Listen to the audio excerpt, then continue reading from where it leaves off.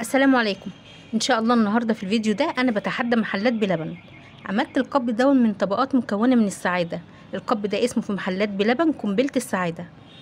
بتمن قب واحد عملت كميه حلوه جدا.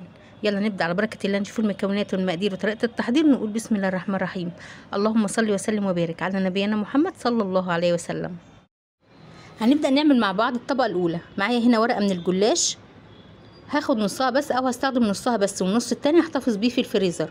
كميه الجلاش على حسب كميه القبات اللي حضرتك هتعمليها.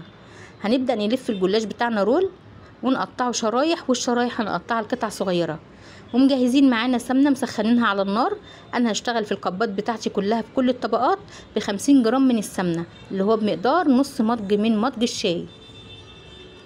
انا استخدمت سمنه بلدي، حضرتك تقدري تستخدمي سمنه نباتي او اي نوع من انواع الزبده، او تعملي ميكس ما بين الزبده والسمنه او ما بين السمنه البلدي والسمنه